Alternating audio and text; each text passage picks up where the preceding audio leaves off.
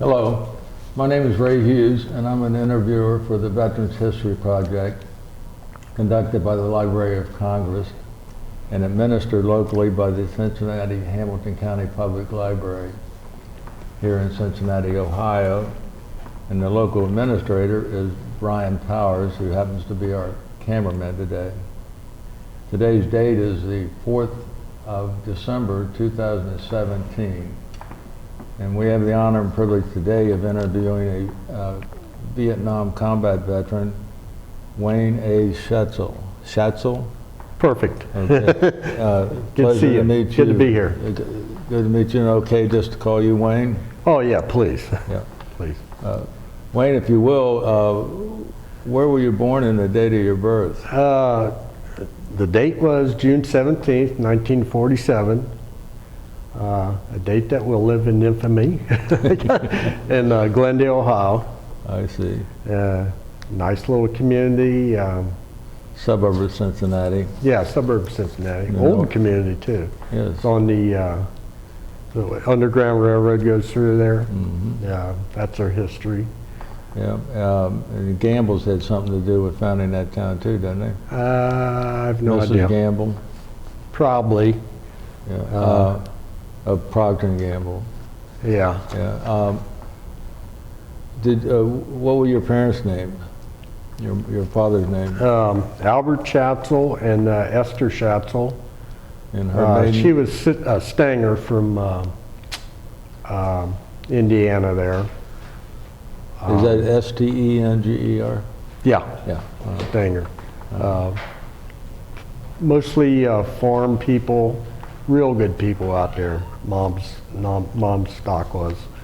What did your dad do for a living, Wayne? He worked at Globe Wernicke for a lot of years. I know he had like a 30-year pin, so he'd been there for 30 years. They made the old bookcases. Yeah. You still see them around, and they're really valued for the quality. And Globe Wernicke was down in Cincinnati also. yeah, it was right across from the old GM plant that closed. Mm-hmm. Actually, they closed about the same time, I think. They Out did. there in Norwood. Norwood, yeah. Smith Road. Yeah, and when they went out of business, it was like Dad went to work one day and all of a sudden the doors was locked. And they had a crew come in over the weekend and they just pulled the machines out and everything, put them on the railroad cars. So he turned to something, he took auto body and repair after he got out of the service. And that's basically what he'd done the rest of his life in, is auto body repair. Did your mother work outside of the home? Yeah, she worked at Merrill, which is now Merrill Dow, if they're still going. She was It was a chemical company, wasn't chemicals. They made pills. Thalidomide was one of them. Wow. Yeah, bad news. But anyway, that's what she done for a lot of years. She always worked outside the house.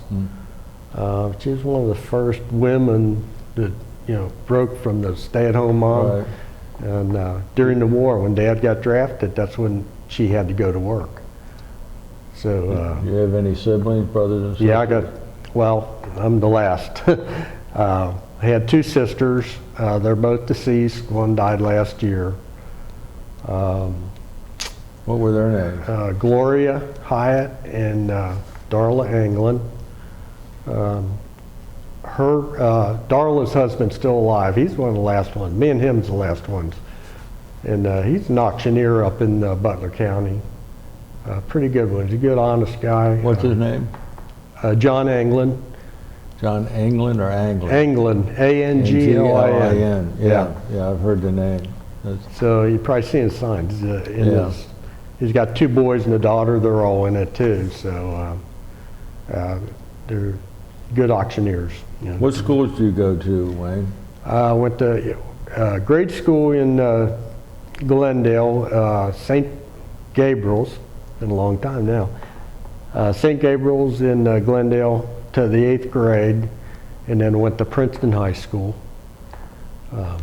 You graduated from Princeton? Yeah, I graduated then. What church did y'all belong to when you were a kid? Oh, St. Gabriel Church. St. Gabriel's. Yeah. Same place. Same school. We all went there, yeah. Yeah. It was mostly a Catholic town there. That's a great community because everybody, every house had a kid my age, baby boomers. Yeah. So if you want to start a baseball game, you just go down the road and yell. Next thing you know, you have like 15 people there. It's a good time to grow up, small town. Did you have any jobs or anything like that while you were going to high school? Or sports? No, Play any sports? no. Didn't play much sports organized like that. We always played on the playground. You know, like I said, there was a lot of kids there. What year did you graduate from high school? 65, 1965. How old were you in 1965? 18? I was 17 actually. 17? Yeah, and I turned 18 just a few days later, about a week later, and then towards the end of the summer I got a job, and that lasted about a year, and then I got drafted. So, Where was your first job at? Southern Ohio Fabricators, and their first big job they had was building Riverfront Stadium. So it was a steel plant. Made a lot of stair stringers and stuff like that. That's 1965 then. Yeah, but I think it opened in 1970, Riverfront, and then Kings Island that started in '71. I worked on that. So in At the same time, really. 1966, when you're 18 years old? I turned 19 in 2 months, and then I got drafted. I see. So. And where did you go as soon as you were drafted? What did you sign in at? I don't know. I don't remember. Downtown Cincinnati? It had to be downtown Cincinnati, yeah, pretty sure. And yeah. Did they send you to Fort Thomas or anything, or not? No. Well, I had the physical there, and then I had to report. That's been a long time ago. I never even thought about it. Yeah, we shipped out by bus, and I went to South Carolina somewhere. What was the official date of your entry and signing So up? 30th August, 1966? 66. Yep. August 30th, 1966. Yeah. And the first place you went to for basic training would have been? Fort Gordon was basic. Yeah, I'm trying to think that the first place we went, South Carolina. I was only there like a week anyway. And then Fort Gordon, Georgia was the Where's basic. that located at in Georgia? Fort In Gordon? Georgia. I don't know. In the city? There's probably a city close to it. I don't recall. Never. And how long was basic training there? I don't know that either. 8 Seems weeks? like forever. Uh-huh.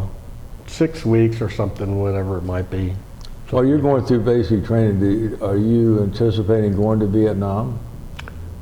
Well, when I got the draft notice, that's when I paid attention to what is Vietnam, I had no idea there was a war or anything like that going on. Being a draftee, I pretty much assumed I would go there.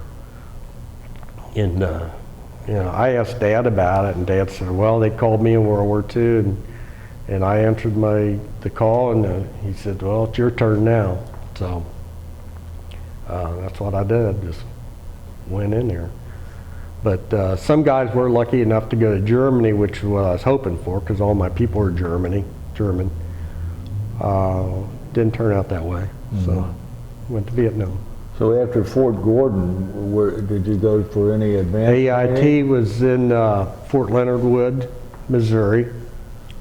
And then after that, it was 30-day leave and then Vietnam. Mm-hmm.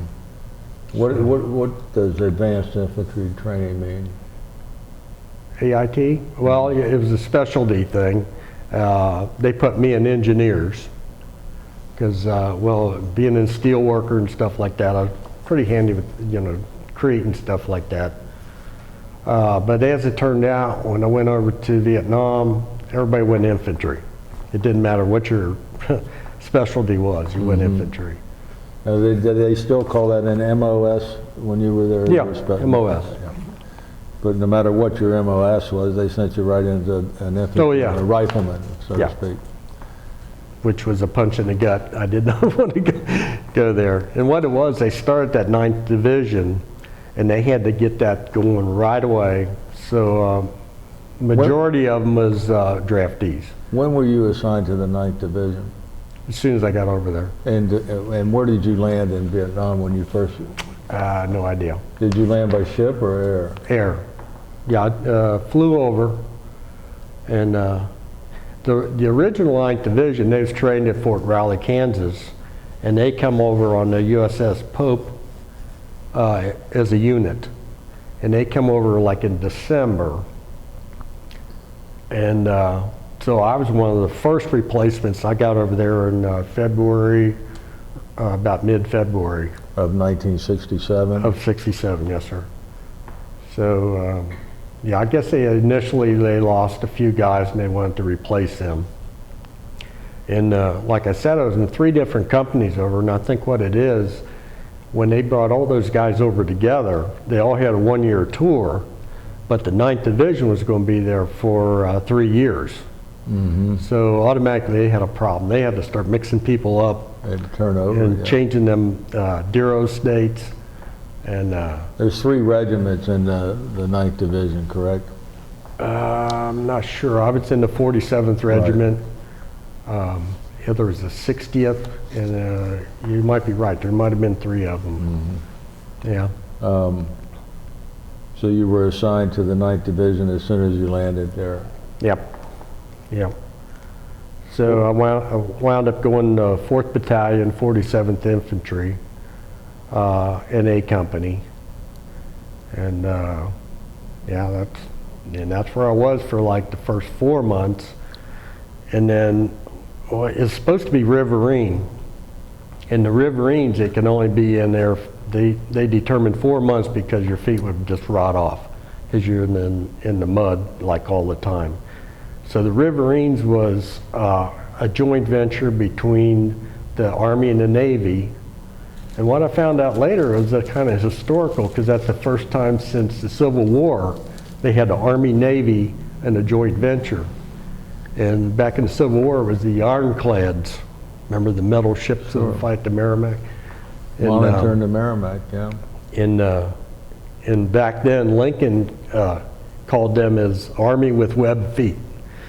And that's kind of the way it was. It was like, we stayed on barrack ships for that 4 months, and then we'd go out, and we'd have 2 days in, I think, to dry out, and then like 4 or 5 days, we'd go out on these landing crafts. They'd drop us out in the middle of nowhere, and then we did whatever we was going to do. I was recon then, and then they would either pick us up at a point, or they would chopper us out and go back to the barrack ship.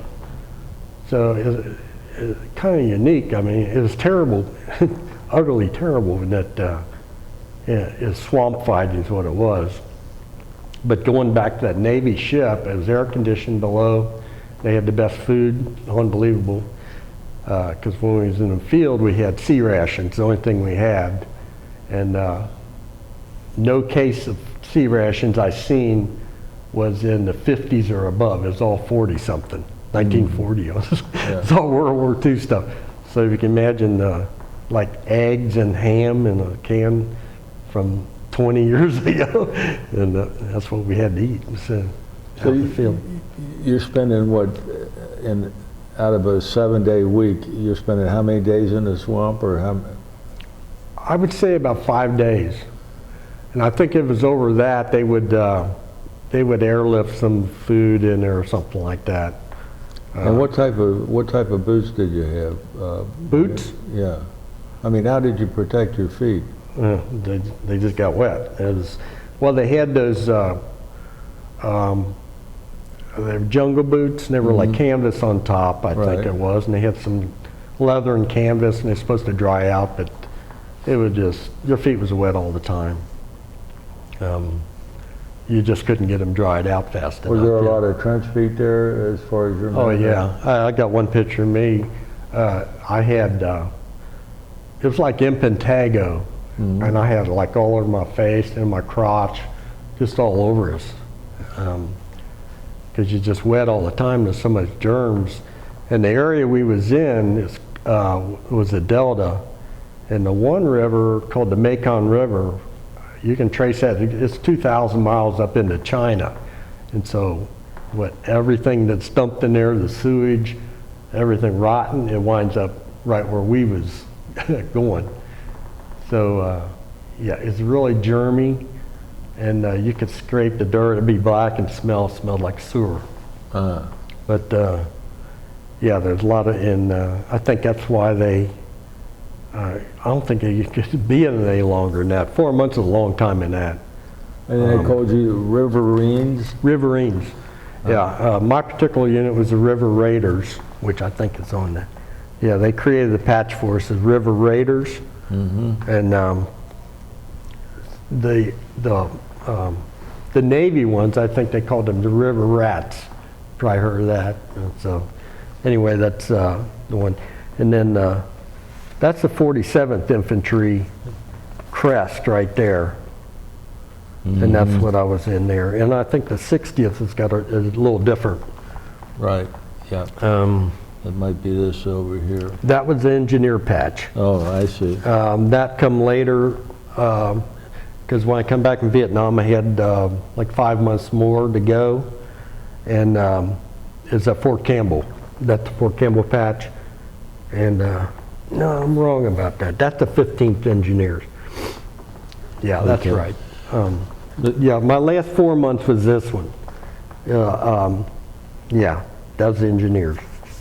But I was infantry for 8 months, and 4 months was in that Engineers. Engineers. So you did what, 4 months as a Riverine? Yes, sir. And Yeah. And the first 4 months was air mobile infantry.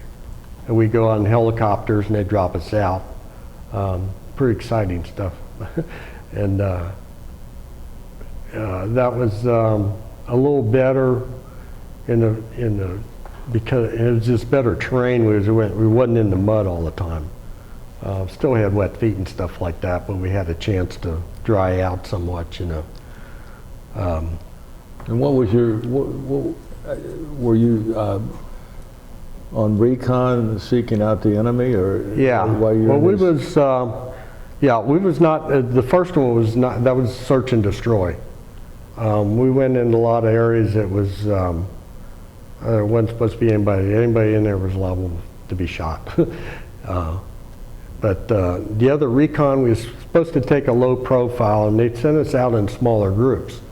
Because the problem we had in Vietnam was that when you go in with a company-sized unit, those Vietnams would just go, Viet Cong would just go underground or something, you know, nothing would happen. So they started smaller and smaller groups, and then when they got hit, then that's when they would fly these jets in and stuff. So the recon was, in an ideal world, we would go out, we'd spot the enemy, we would radio back. But what we come to find out later, there's no way you can sneak up on them people. So I call this bait, really, is what it was. We was trying to draw fire, and then we could call in for a bigger, the planes and stuff. As a matter of fact, that one thing I showed you from the battle on June 19th, right before that, I was supposed to go into recon, or they picked out some people to go to recon, be the smaller ones.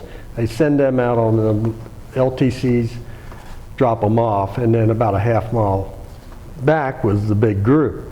So it turns out the big group is back there. We wasn't finding nothing, and they went to investigate a tree line that just looked suspicious or heard something or whatever. So they're walking across this rice paddy, and it turns out it was an L-shaped ambush, and they just about wiped these guys out. And it was in headline on a bunch of different papers. This is the LA Times, where those guys took a beating. And if you watch that movie that I'm telling you about, it's called Brothers in War. It's on National Geographic. it tells in depth about that, and C Company came in to bail us out, and they took as many losses as we did. And meanwhile, I'm with my little group, and we're out there somewhere. They just forgot about us. We was just out there, and we didn't even know about the attack until we got back. They picked us up, took us back to the barrack ship, and that's where I figured my old outfit was like got wiped out. And then I was there when they came back, and then the guys that was there that survived and got to hear their stories and stuff. But I've been to several reunions, and that's the topic. We talk about that. Now, does that have that particular battle, does that have a particular name?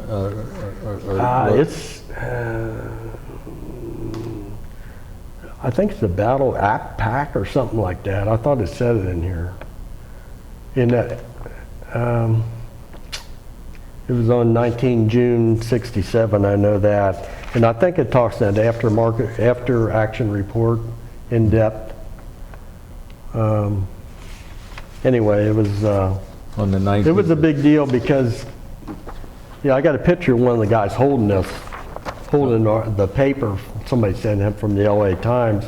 But as I got searching, it's like in probably over a dozen newspapers about this. This was like one of the major battles of the war. So anyway, that's that. Now that's in June. So you've been in Vietnam now about like 5 months at the time. 5 months. Well, let's see. Yeah, 5 months. Because I was 4 months in the Air Mobile, and these guys were all Air Mobile too. They just, like I said, they rotated from Air Mobile to Riverine, and then they picked some of us out there, and like I suspected we was just bait, like I said, because it was all draftees they took, and I think the excuse was they was trying to rotate those dates of the Deros going home, and by spreading them out like that. But I realized what they was doing. They just needed a smaller group of guys. And so they used you draftee guys as point men, so to speak? Well, we was lucky to have he was a drafted guy. He was from California, and he was used to being in the woods. And he says, I want to do point all the time. His name was Jim Callan. I got to know him real good. And he was smart. He would see those booby traps. And I know one time in particular, he'd seen some VC walking. We actually snuck up on him. So he got down. He motioned that they was up there. So this guy back here, he wanted to shoot one so bad. He come running up. He was going to shoot him, and he tripped to one of these wires, and it blew him into pink mist, and it blew all kinds of parts on judo. He was they called him judo, Jim Callan. And he always talked, this guy's name was Hammock. And so that's what he said. He'd rather be the point guy, listen to him, he knows what he's doing, he knows the way of the woods and stuff like that. And another interesting point about that, the guy that got blew up, his fiance got to meet judo like a couple of years, let's see, about maybe 5 years ago now. She come to one of the reunions and got to meet him. Now, who's judo? Is he? He was Jim Callan. He was the point man. Yeah, he was always a point man. Yeah. I mean, he was just built for it. Was he a judo man too? Huh? Was he a judo man also? Or no. They give him that nickname in basic. They said, hey, we'll say that you know judo real good and nobody's going to mess with us and stuff like that. So they start calling him judo. Oh, okay. But his name is Jim Callan. Really, really nice guy. And he died of Agent Orange causes not too many years ago. It was tough having him die. But he got leukemia, and it come on him pretty quick. And VA did not even argue with it. it was Agent Orange, and then, you know, they took care of him. He didn't last long though, but about 6 months and he was dead. Yeah. Speaking of Agent Orange, you were exposed to Agent Orange also yourself? Yeah. Yeah, I'm on the Agent Orange registry at the VA, and they checked out the tour of duty, and they have on there exactly where they sprayed. And my area is like just a big black spot. It was all around there because it was east of Saigon, and that the Rungsat, like I mentioned, that name of that means Forest of the Assassins. And what it was during the silk trades back in couple hundred years ago, pirates would be back in these because there's all these little waterways and stuff, and they'd come out and they'd attack these ships, you know, steal their cargo and stuff like that, and they can go back in there. So they called it the Forest of Assassins. And I met with some Vietnamese people close to my house, close to where I live, and I was selling eggs, and they come to the house there, and they said, "Oh, you Vietnam?" Yeah, and I told them. They said, "Where was you?" And I said, "Well, I was at the Rungsat." Most of them, "Oh, very, very bad place." I said, "You ain't getting this bad." I mean, it was all snakes and leeches and stuff. It was terrible. But, what was we talking about? So, yeah. But the Agent Orange, yeah, I'm one of the lucky ones. I don't have diabetes. We're in the group that I meet with, most of them guys have diabetes, Agent Orange. I do have heart problems. I think it's Agent Orange related. I get skin cancers and stuff like that. I'm already 100% disabled, so I don't have to, there's no sense in pursuing it. So it is what it is. So. Mm-hmm. But yeah, we was all exposed to the Agent Orange. Plus, what I told him before is my basic place, Fort Gordon, they actually sprayed it down there too. In the United States? Yeah, yeah. Yeah, there's a list of places in the United States they sprayed it, and that's one of them. So I couldn't get away from it. Halfway around the world, they still got me. I'll be darned. Yeah. When they sprayed that, were you there sometimes when they sprayed it actually, or were you there after they sprayed it? Who knows what got they the do. Residual? Things are going on all the time, you know. I did run across a picture of those LTCs, like I said, we went in. One of them was filled with drums of Agent Orange, and they had these Navy guys, no shirts and stuff, and they're spraying this. Oh, yeah. They both got to be dead by now. Yeah. I mean, they were just so loose about it. And there's a guy in our group, our Thursday group, he was in that, handling them barrels and stuff like that. Of course, he's got all kinds of cancers too, and they're treating him right now. But yeah, you couldn't hardly get away from it. It was all over. They probably didn't know what the effects were going to be, though, or they wouldn't have been. Do you think? If it was what? No. What the effects were going to be long term? I like to think they didn't know, but Yeah. but You now know, they're saying the otherwise I same don't thing think with they did. Roundup now. Yeah. Well, it is Roundup, I guess. Yeah, It's they something certainly like have some of the same chemicals, maybe not the same mixture. Yeah, there's one of the chemicals in there. I was just reading about that. I forget what it is, but the same chemicals was in both of them. Yeah, Yeah. and that's supposed to be the bad one. Yeah, I do have some pictures of landing crafts that I was in. There's one right there. You probably ain't gonna see it on that camera, I'm sure. That's similar to the landing craft infantry they had in World War II. Yeah, these are platoon size. Actually, these are probably World War II Frames. boats. Like that. That's way too small, I'm sure. And how far in country would they take you from Saigon? Ah, gosh, I don't know. Well, there's a main river coming in. It's the Mekong. Mekong was towards the south. Na Bay was the ones where the Viet Cong would really use to go into Saigon. Basically, if you do find the Saigon, you do a circle around there as big as 50-cent piece, that's my area of operation. It was all zero sea level. That's where, yeah, the Rungsat, what they call it, is just to the east, the Forest of the Assassins. And Nabe runs right through that into Saigon. So that's, yeah. Anyway, I recognize a lot of them names and stuff. I know it's too small for that camera. There. And then here's me on the barrack ship right here.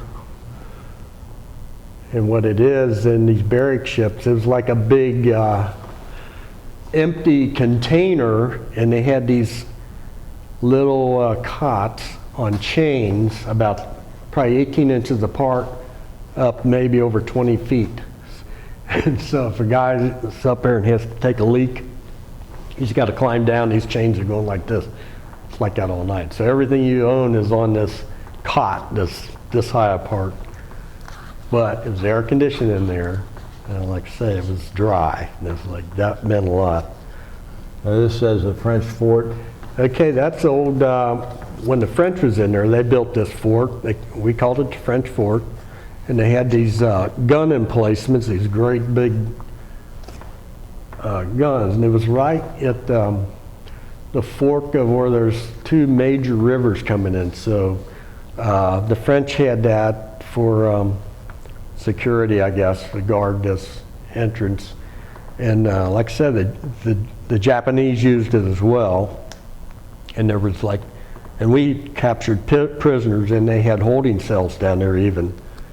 So, and this went back in probably 1800s. It goes way back. Is that close to Saigon? I'm not really sure where it is. Probably, like I said, in that 50-cent size, it's probably way to the, probably the south and the west. Mm-hmm. Yeah.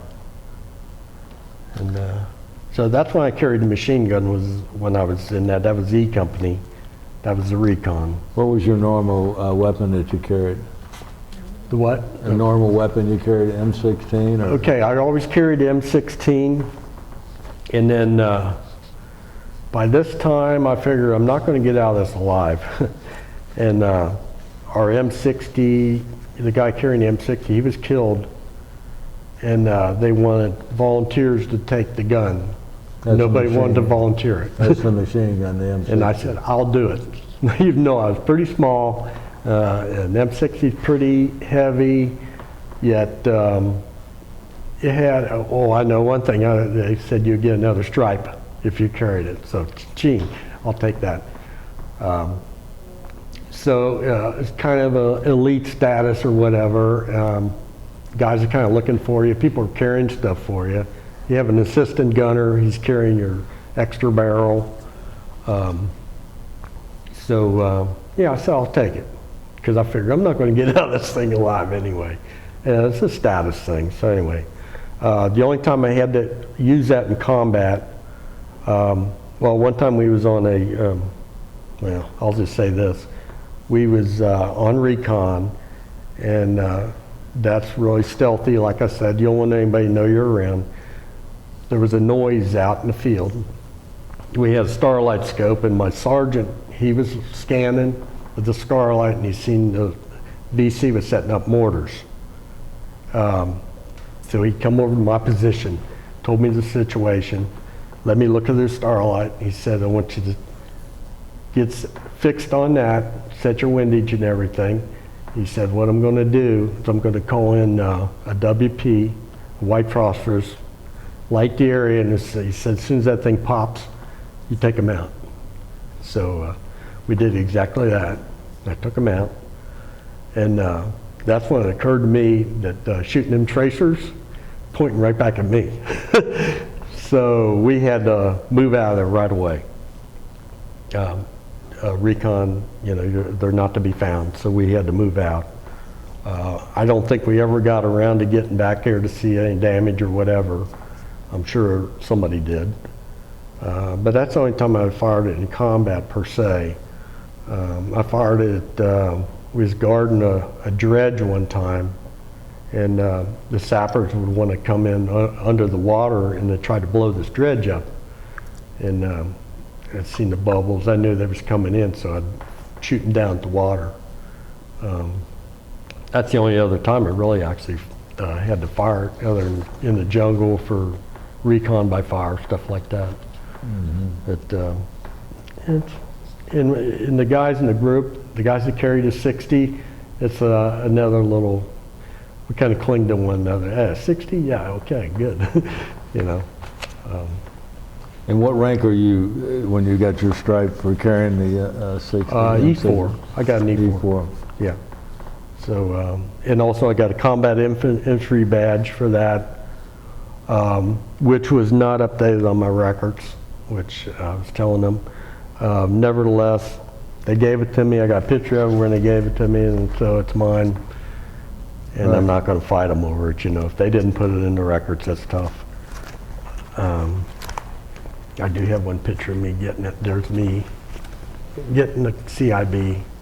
I might be one you want to put on the paper. It's about the clearest one I had. Now, who are these guys with masks? Probably some prisoners. Yeah. Yeah, what it is, they evacuate the civilians out of these areas.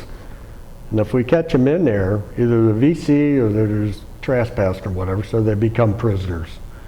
So we would capture them, we'd put bags on their head, and then the guys in the suits would come in and interrogate them, find out what the deal is. You know, they were probably just living in that area. They didn't look like VC, and they had little kids with them. There was no women in them. That was the tip-off. Yeah. There's no women.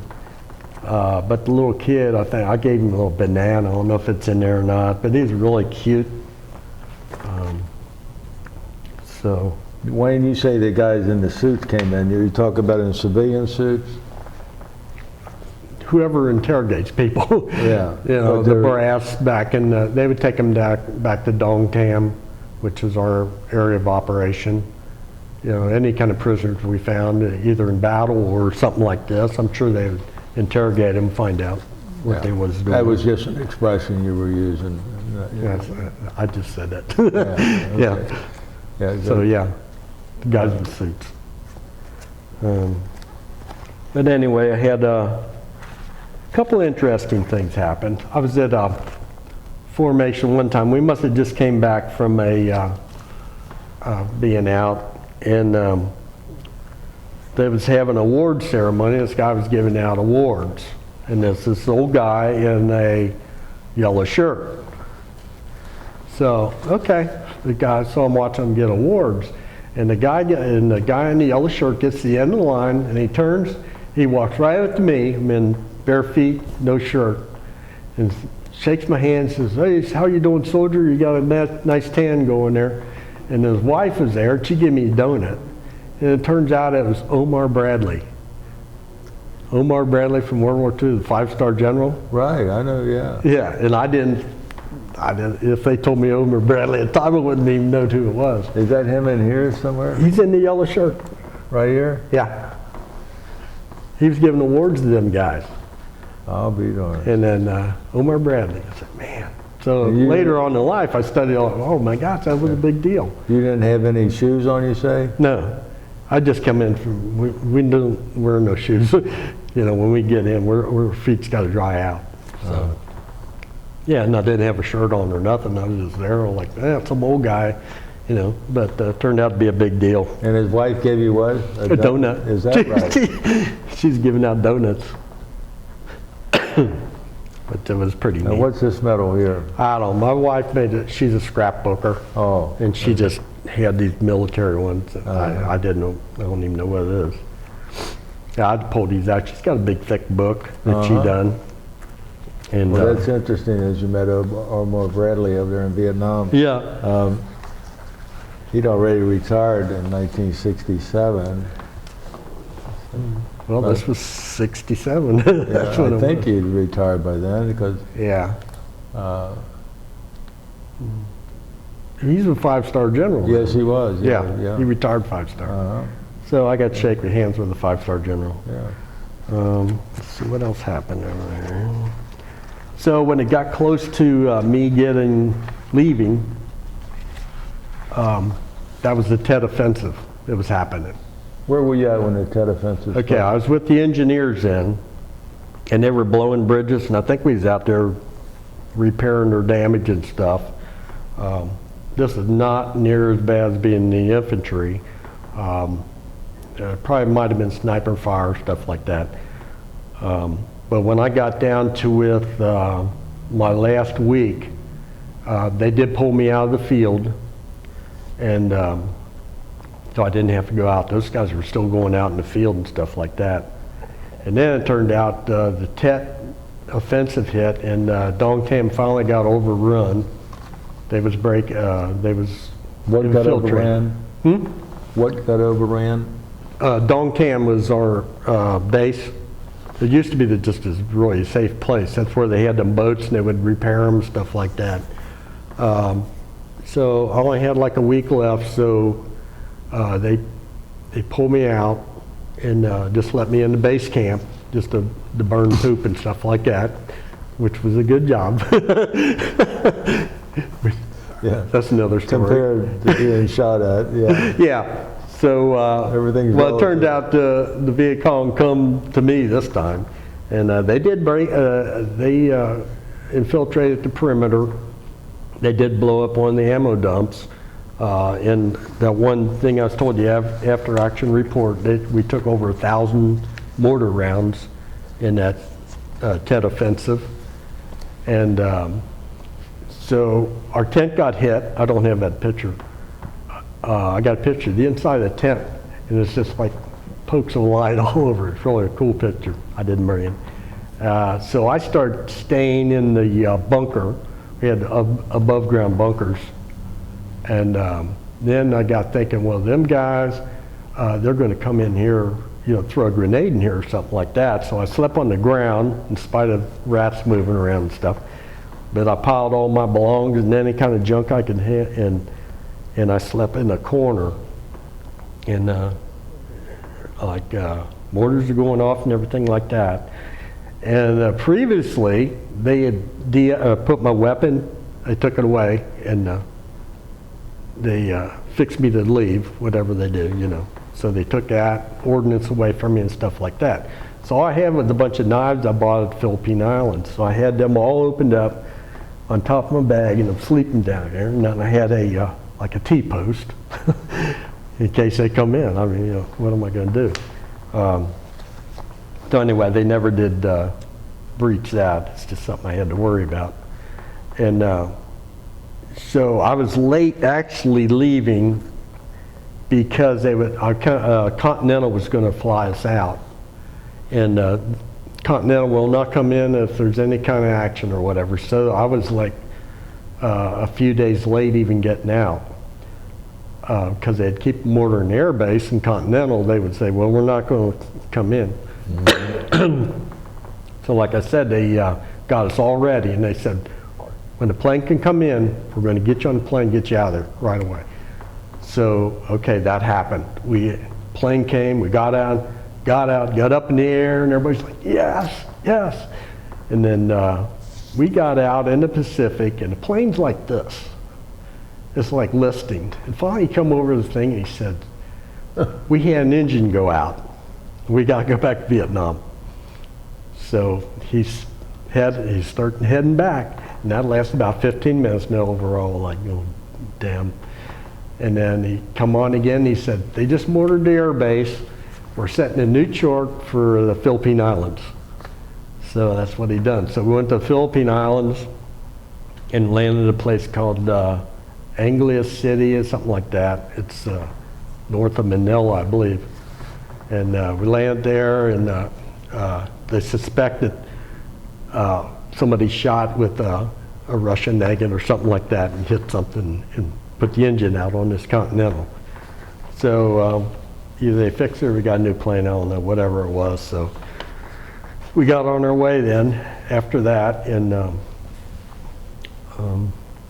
went back to California. And of course, what we didn't know at the time, this is February 68, was July of 67 was Summer of Love. So we didn't realize that's when the protesters really started going up. We had no idea that the country was so against us like that. And luckily we landed at Travis, so wasn't too much there. There's people that objected to the war or whatever. What city's Travis next to? Yeah. California, somewhere. Northern. Right. I thought it was L.A. we was at, and more I got thinking about it's probably a military base, which would have been Travis.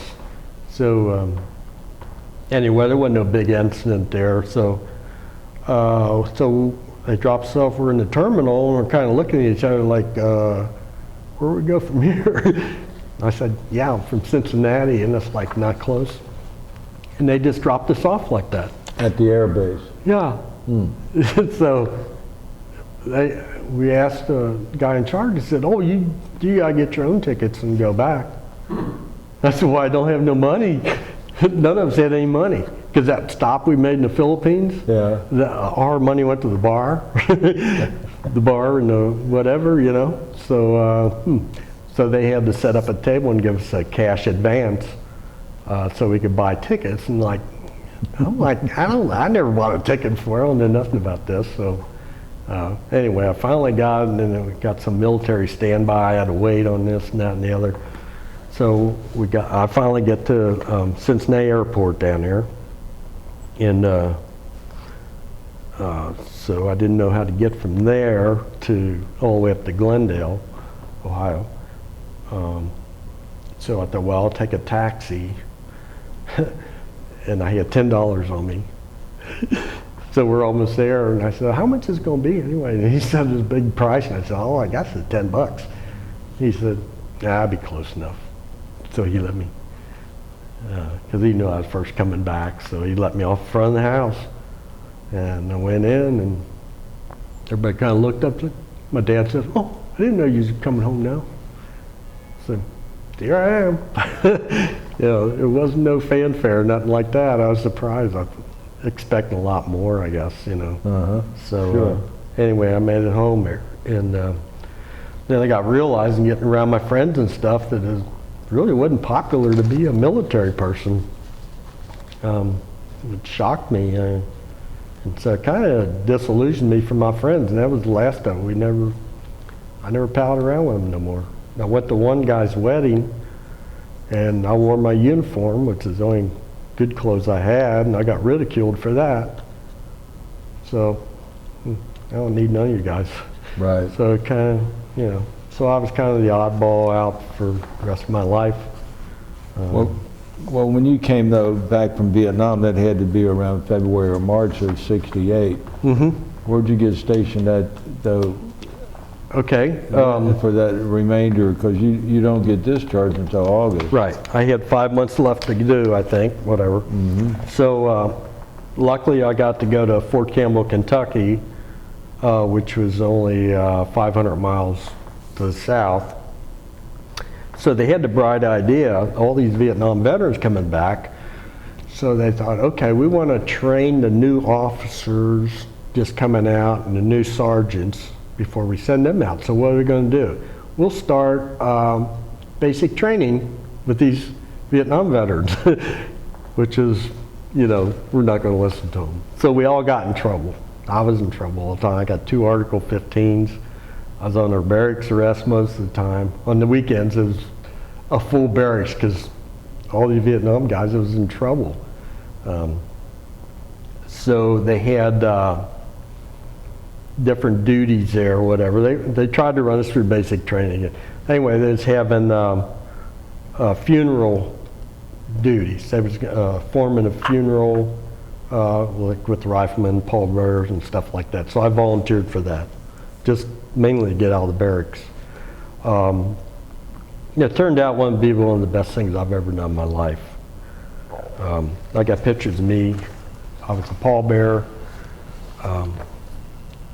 And most of what we done was rural black guys with young families and around Memphis, between Memphis and mid-state then. And I think about that a lot, and I felt so much for them people, because they were really family-loving, family-oriented. A lot of times they tried to actually pull the body out of the casket, in which we would have to restrain the people, because they, anyway, I talked to a psychiatrist once. She asked me, what's the most thing I'm proud of I've done in my life? And right away I said, funeral detail for the guys coming back.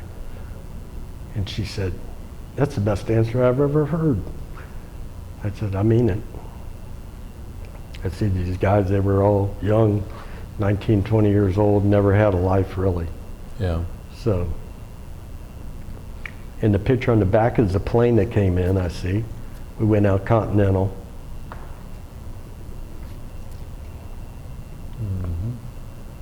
But, and then while I was at Vietnam, I had the R&R at the Philippine Islands in Manila. And mainly there was like 7 places you could go, and I picked that because my dad was, I know, in Manila when he was in the military. So I picked that for that reason. We went two guys at a time together, and we had civilian clothes on, and of course when we'd be shopping around, kind of funny, everybody'd be looking at us like that and giggling and stuff like that. So I went in one shop, and I asked a woman there if she could speak English. I said, what's everybody looking at us like this for? They said, they think you're Audie Murphy.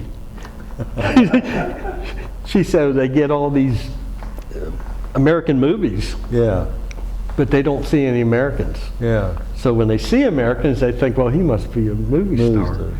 And Manila wasn't really picked as much for R&R by the military guys, because they had Hawaii and Australia. Yeah. They had some other, Hong Kong I think was on there. So they had other better places. So me and Sam Johnson was the guy. We went there and took a ferry ride across Manila Bay, which is quite an experience in itself, because it's like, you hear about them capsizing every now and then. You hear when they capsize, it's like hundreds of people are dead. But it's like this the whole time. People is vomiting all over the place, and like I'm not too like, ooh. But that was quite an experience too. So that's pretty much my life. And So, were you, when they had you down there for basic training, did they want you to be like a drill instructor or Fort class? Campbell? Yeah. No, I was like a new recruit coming in. Oh. And what they're trying to teach is the new officers coming out of school. They've never had any interaction with soldiers before. How to command you guys, so to speak. Exactly. Yeah, training. So they didn't pull any punches. They didn't think, oh, because you're a Vietnam veteran, we're going to give you a little break. No. They played by the book, and they took most of my pay, and they gave me Article 15s. And what I know now, looking back, is that I probably had PTSD back then. Because, yeah, I could not have anybody in authority over me. I questioned everything they'd done. You know, I just had a hard time getting along with people. And like I said, I had so many jobs through my life. It was always the same situation. And until I got help from the VA, life was pretty messed up. So anyway, I appreciate the help I'm getting from them now. And then meeting with these groups of other guys, it's all the same story. You probably heard it a dozen times now. But let's see, what's something else I was going to say? Well, it's good to know that the VA is helping and that you've been able to cope with it. And well, what I'm finding out is if you see a guy getting anything from the VA, it's because he fought very hard to get it. They don't run up and hand you stuff. It's right now, aid and attendance is a big thing because we're all getting aged, and they really need some home health care. I am having a nurse come to my house once a week now to fix my pills and take my vitals and stuff like that. but technically they should be paying the wife for taking care of it. I mean, that's in the rule book. There's something they're not doing, so that's the fight we're in now. And it's only right, I think. I mean, they're expecting the wife to do it for free, but we got a lot of guys that's divorced or living by themselves. There's nobody to cook for them. They don't know how to cook, you know. So anyway, that's the next fight we're having right there. Speaking of your wife, when you're discharged, what did you do with yourself? Did you go to work somewhere, or did you take? Well, I had the job in the steel factory beforehand. It was still waiting when I went back. Of course, it was all different people. They didn't remember me or nothing. So, but I stayed in that for. I really liked working in steel factories. Fabricating is what I was doing. I liked that. So I moved up really quick there. I got top money within 5 years, I think. I really liked it, but there again, I just couldn't stand the somebody over me. So I just quit for just no reason whatsoever. But it looks kind of bad on my money I made over the years, but I've got a lot of experience because I had jobs really diverse. I was a clerk in a grocery store. I did census taking. I sold parasite remedy. Just everything. I was caretaker for retarded kids one time. None of these jobs lasted very long, but I learned a lot. And but it's always the same situation. I had trouble with the authority. What it was. I hate to say that on tape, but that's life. Well, that's me. No, yeah. Well, what about romance? What about romance? Romance? Yes. What's that? Well, my wife, I met her when she was like 13. I was like 15, and that was before I went in. And before I went over to Vietnam, we got engaged, and she stuck with me. I mean, her letters was gold to me. I mean, when I got them, I read those like with a passion. Sent me pictures and stuff like that. What's her name? What is your wife's name? Oh, Elizabeth Thompson was her maiden name. And she grew up there in Glendale also, or no? Not Glendale. She grew up in Green Hills mostly. Their family moved a lot. They were from Bluefield, West Virginia, and I think what it was, the coal thing, they got out and they moved to this area when she was little. She's got 4 brothers, I think, like that, and 1 stepsister. So she pretty much took care of them. She was like a Cinderella, because she was like worked her butt off. Her mom always gone, and she's a good wife, and we're still together, you know. Now you were engaged to her when you went over to Vietnam? Yeah, I got engaged right before that. I thought about marriage, and I thought, nah, if I get killed, you know. So when I got back about 6 months later, I think we got married then. Where'd you get married at? St. Gabriel's. Everything revolves around St. Do you Gabriel's. recall the date? Yeah, it's in here somewhere. February 1st, 69. How about that? Oh, very good, very good. All I got to do is look for Groundhog's Day and the day before. Yes, okay. And children? Did you have children? Yeah, I got 4 kids, 3 boys, doing very well. Wayne, Leonard, and Chris. Like I said, they're all doing well. And then later on, 8 years later, we had a girl. And she wound up joining the Marines. What's her name? Rachel. Rachel Elizabeth. She's married now. Her name's Schmidt. I have 2 beautiful kids. 6 and 7 of my grandkids. I have 7 of them. And about a year ago, we decided, because I'm having so many health issues, and I had 2 acres there, I couldn't hardly take care of it. So we got together and we decided, well, we'll buy a house together. And that's what we done. So we moved up to West Middletown. And she's, like I said, she's a Marine. She's an Iraqi veteran. She married a Marine, Iraqi veteran. And then we bought this 5-acre place. The son-in-law, he does good. Does maintain the place. He dotes on his children. He does all the lifting for me. I really like. I cut the grass. So he bought me one of the mowers, a 60-inch mowers. So they'll set me on that, point me that way, and that's where I go. I cut the grass. But he does everything else. It's 5 acres. So we've been in that situation for probably a year now. A year in September was. Now, did your wife have outside employment beside your? Yeah, when I hit my midlife crisis or PTSD or whatever you call it, and I quit my last welding job, and I pretty much told her, I says, to make ends meet, you're going to have to go to work. And she didn't like the idea whatsoever, but eventually she did. And that's how we made it. And so it worked out pretty good. And that's where we are now. So Is she still working? No. She quit quite a few years ago now. But she did the same thing as I. She did odd jobs. She worked for Holiday Inn, cleaning rooms, and Subway sandwich. Subway's the name of it. Mm-hmm. Taco Bell. Yeah. Things like that.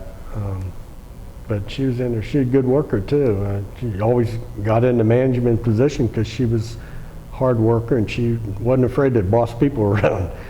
I can testify to that. Yeah, she's kind of that way, but it gets the job done. It motivates people that way. I know we have this display here of the medals that you've been awarded. Okay. Would you tell us what they are, please? Okay, so National Defense, that's what you get when you first go in. The Vietnam Service Ribbon, I got 3 Bronze Stars with this one. What does that mean? Campaigns. You I was were in in 3 3 different- campaigns. Usually for a 1-year tour, you'll see a guy with 2 of them. I got 3. Mm-hmm. One of them was the Tet, when the Tet thing hit was the 3rd one. Mm-hmm. A Vietnam Service Ribbon there also. This is an air medal for flight time. Now that was on helicopters? Yeah. Yeah. And air medal, you had to do what, 5 missions to get the air medal? I don't know what it was. Like I said, it didn't show up on my DD-214, but from going around to different, the reunions, we talked a lot about this, and a lot of guys did not get their records updated. And at this stage of the game, it's impossible. Yeah. So anyway, I know they got this. This is another Vietnam Ribbon Award. This is Civil Action Award here. I think that is on my records. And that's Good Conduct Medal there. Sharpshooter with rifle. Mm-hmm. My CIB, which I'm most proud of. Right. Worked hard to get that one. Combat Infantryman's badge. Yes. This is 5th Infantry from Fort Campbell when I wore. This is a 15th Engineers. This is my infantry unit there. 47. 47th Infantry, correct. Mm-hmm. 2 overseas bars every 6 months. My dog tags. Lapel pins. And what is this? Yeah, and that's the last one I learned about. The guy said anybody that served in Vietnam, that's a Vietnam thing. Like say if I didn't want to put this patch on, I could use this one as well. It'd be the same thing. Mm-hmm. But I'm very proud of this patch right here. And then where it says River Raiders on there, Yeah. if you see a guy with River Raiders, let me tell you, he earned it. It was tough duty. Another interesting thing about this, you seen us show Forrest Gump? Yes. Yeah. Okay. he was actually taken off of a real character in the show, where it actually showed him Johnson putting the medal on him. That guy's name was I can't think. Anyway, I'll think of it in a second. Anyway, you'll notice he'll have this here lapel pin. Okay, and then in the movie, that was the same unit I was in. And now this is where it kind of takes. Sammy Davis was his name. And you can look him up on the internet. And I've met Sammy Davis several times. And he was in the 9th Division, but he was a mortar man. Okay, so this is where things just kind of really get messed around. In the one show, it shows him with this emblem, which is my unit. Okay, he was a mortar man that actually went through this, where he saved all these guys. Remember how Forrest was running in and out and saving them guys? Sammy really did that. And what it was, he was mortar man, and the VC wanted those guns. And they were coming across this river, and everybody else took off. They were either drowned or something like that. He stayed by his guns. He was wounded. He'd do it if he'd run, they would shoot him in the back. So he had to do canister rounds and start firing guys. He's mowing these guys down. They're all over the place. Anyway. Sammy Davis. Sammy Davis. I got a picture of him right here. And then after he had killed all of them, their VC, the whole battalion of them, he gets a raft. He's out here saving the guys that ran.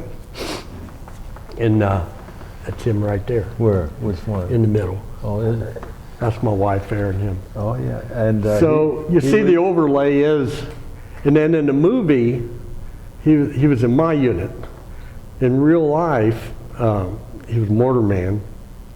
He did get the Medal of Honor. I see he was awarded the Medal of Honor there as well. Yeah. And he was in the 47th? No, in the 9th Division? He was in 9th Division. And that's how I knowed him. And Which one was it? right in the center is Sammy Davis. Center, and that's your wife there? And that's my wifey. So I see him at the reunion, and I met him through a friend I actually served with, and they know him really well, and they brought him up right away and said, "This is Wayne. I served with him over there." So every year I look for him, and he knows me. He'll give me a big hug and stuff like that. Quite an individual. Yeah, I would say. But the story of him being the real Forrest Gump, that's the deal. I always say, yeah, I know Forrest Gump, but the real Forrest Gump. But he was. Yeah. But if you look his name up, his story is pretty amazing. I see. It's almost unbelievable what he done. And he was born in Dayton, Ohio. Oh, was he? So, yeah. And then I think he grew up in Indianapolis. And so there's a reunion every year at Kokomo, which is just north of Indianapolis, if you know where it is. And he was instrumental in starting that, and now it's huge now. So he's generally there, he tells his story and stuff like that. Yeah, last year I actually took a helicopter flight. It cost $100, but it was well worth every penny of it. I just enjoyed that so much. Well, they used to pay you to ride a... Yeah, the other way around. You pay them. Yeah, but they take you on a pretty good ride. It's almost a military ride. They're banking like this. You're looking straight down at the ground. And the flight I was on, it was all people who's never been on a chopper before, and so they was pretty much screaming around. So I think they cut it short a little bit, but it was really, really good. Brought back a lot of memories, because that's something that stuck in my mind all these years was riding in them choppers. We'd be way up high, and they'd say something like, "We're going in hot," and these things would just drop like a rock. And it's just so thrilling. Of course, we never had no seatbelts or nothing. We're just holding on to anything we could. And they wouldn't even land. They'd go within 6 feet of the surface, and then you're jumping out. And I think I hurt my back one time because I jumped out and felt like, right in the middle, felt like springs shooting up and pain right in my brain. And I couldn't even walk the next day. I had to just crawl around, had my buddies So I appreciate they hauled around a lot of my stuff because we got so much on there in our pack, you know. And we're carrying a pack that's like 80 pounds.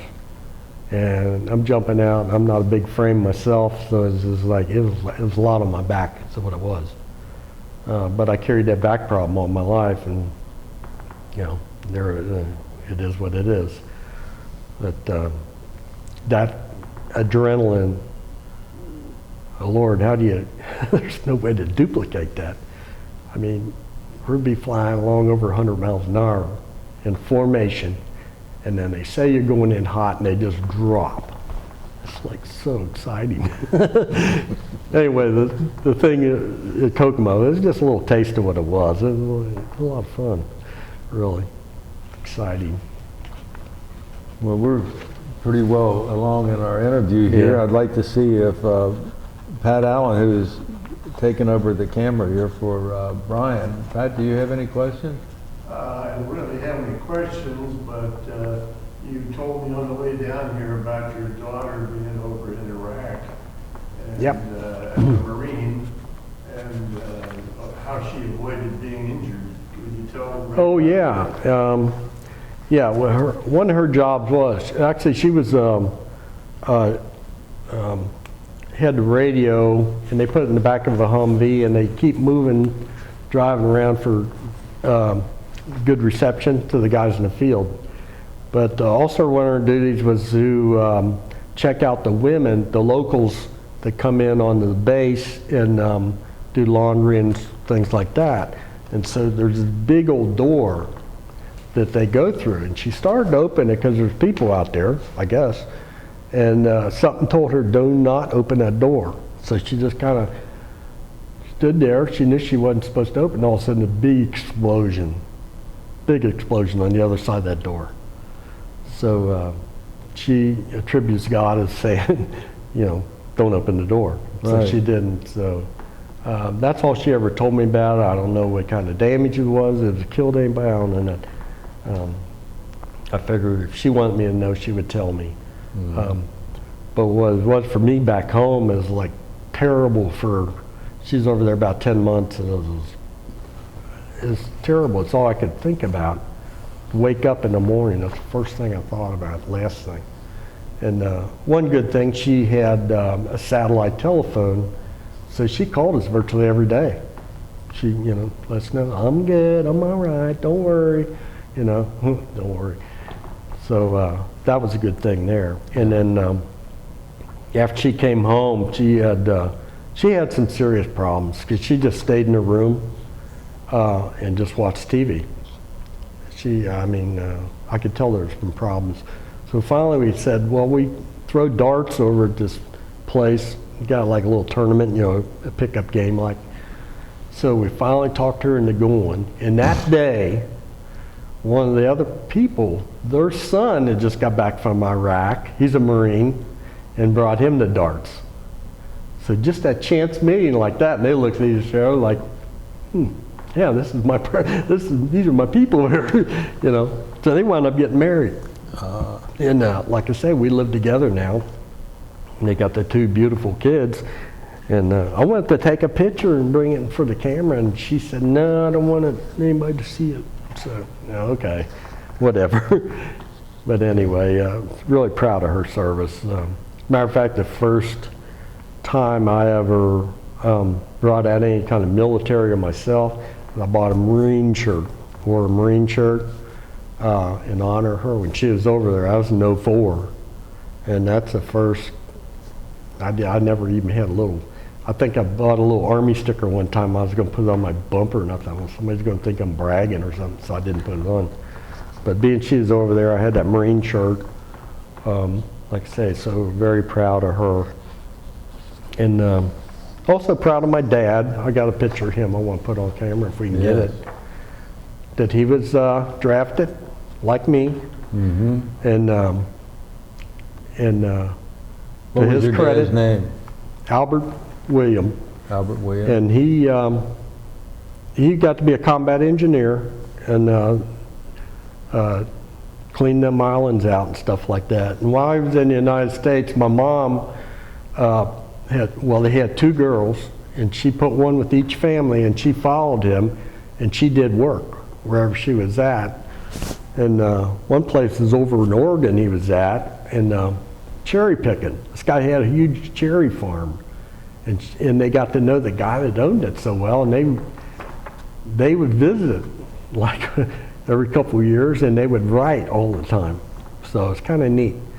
And then when he got home, then she went back home too. But he was in the combat engineers in the Pacific? Yeah, he was. Yeah. Yeah. He went to Camp Atterbury in Indiana, I think, started out, and then they just moved them all around. Right. But they're both deceased now. Yeah. And he could have got it. He was drafted, think about this, 26 years old, married, with 2 kids. That's how they were scraping the time he went in. This was like early 45 when he went in. I mean, that's the way the manpower was back then. We were starting to run out of men. Most people don't understand it. Oh yeah. And then I was telling him that they had him penciled in to go on the D-Day thing. And he had to go home to sign papers because he was selling the house. So he thought, okay, I'll shoot over there, I'll sign, and I'll get back wherever he was. And by that time here, they had went. So he got marked AWOL, but they said, don't worry, because we got a boat going to Pacific now. So that's how I come to be a Pacific fighter. Yeah. And then one more picture I want to put in. Well, sure. This is my first generation. This is Solomon Schatzle and his boys. Can you pick that up on there? Now this one in the middle, this one, that's my grandpa. He's my great-grandpa. He's the first one over. And that house is on Fields Erdel Road, real close to Cincinnati, Dayton, which I'm sure is not there anymore. Wow. But, well, this is good genealogical information for your yeah, own that's why I want to put it on here for Yeah. years to come, because I think Now, his name was the first, this is Solomon Schatzle? Solomon Frank Yeah. Schatzle. And this is his wife? Yeah. And her In the name? back here, I got cheat sheet. Louis Zimmer. So the Zimmers, I don't know much about them. Lulu Henning, she's holding. Uh-huh. And then the boys, let's see what that name is. Pete, William, Joe, and Frank. Pete William is my grandpa. Joe and Frank.